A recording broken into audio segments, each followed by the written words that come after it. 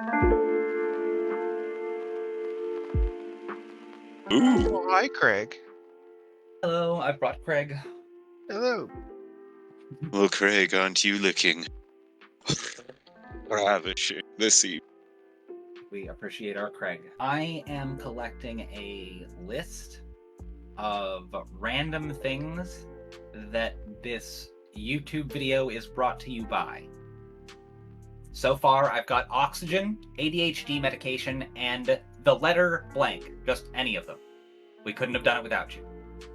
What about new exciting retail products? Nerfs. It's what's good. The schizophrenic spectrum. Feel free to drop as many as you'd like. Brought to you by your mom's wonderful donations to my page. She doesn't watch the content, she just fucks. There is a playlist by Jonathan Young, the guy who does all of the metal Disney covers. Brilliant. Does the guitar, drums, bass, and vocals for it, and does all of the mixing and mastering. He made a playlist. It's just on YouTube under Dungeon Playlist, and it is completely stream safe if you're ever needing background music and whatnot. Nice.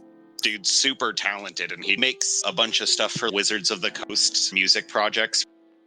Betsy will show you that she's requisitioning a PP2 Omni badge, which is a badge that magically changes into whatever I need it to be. A second skin bodysuit that's like Kevlar armor, and an anti-magic changing into other things taser.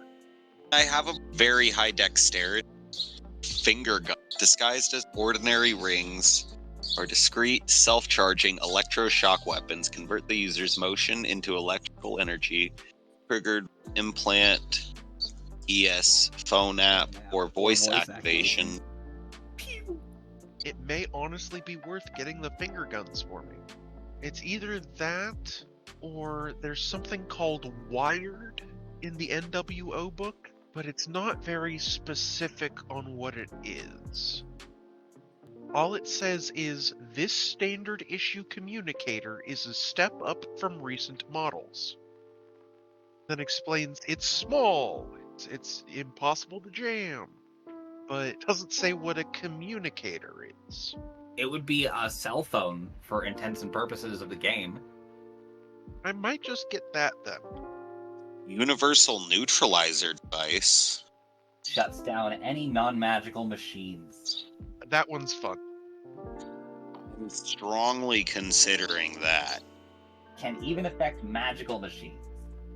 What about a universal key and then that universal neutralizer? I think John would probably rather have the key, but I could also see him being frustrated by technology and just wanting the universal neutralizer for that purpose. Oh my god, just the off button. John can pick locks, can't he? I guess with entropy, really anything's possible. When you turn probability in your favor, you can just stick, lock, and twist and wish for the best. That's how you get your dick covered in super glue again. Oh gods. No. I think that the universal key would be a good one to hand John. Yeah, I think so. Especially because he's the sneakiest. Does cloaking protect from security cameras? Yes. It prevents being recorded. Yeah, so that's perfect for John. At the 5 dots, it starts to become a problem. It would end up starting to accrue paradox in 2002 to 2008 as security cameras get more and more advanced. Even worse when smartphones come around. The universal neutralizer device, as long as you're dealing with non-magical machines, it's literally you use the thing and machines stop. A single success is enough to disrupt most mundane forms of technology that are car-sized or smaller. Larger targets may require 2 or more, and targets larger than a small airplane rely upon 2 minutes for a single application of this device to neutralize them. So it's a usage of the device per thing that you're neutralizing. It's not like a AoE. No, it does not appear to be an EMP. It is a remote control off button. Because the UND projects energy, not projectiles, its effective range is line of sight. That said, especially fast or distant targets like aircraft or microtechnology raise the difficulty depending on what it is. Magical ones get to roll to resist deactivation. So you're able to detect this with uses of rank 1 forces perceptions.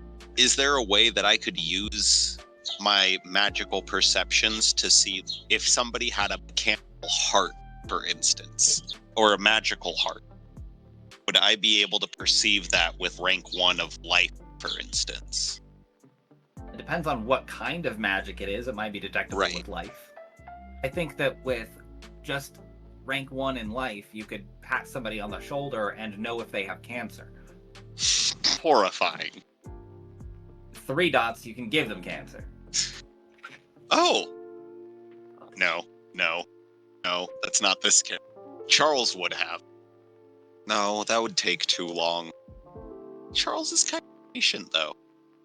And this can even jam just machines, like mechanical devices. You can jam somebody's gun.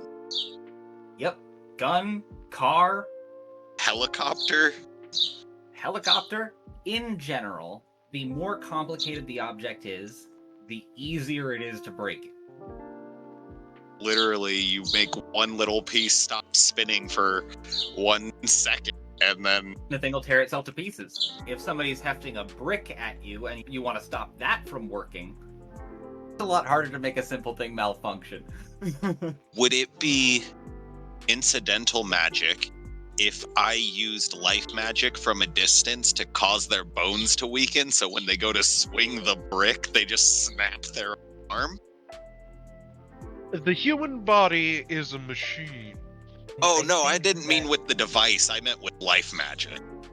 It probably would be vulgar, depending on how it happened. If it was just one bone breaking, it'd probably be fine. But if, like, they swung at you and then the forearm snapped and their elbow and their upper arm and they collapsed into a heap of broken shins.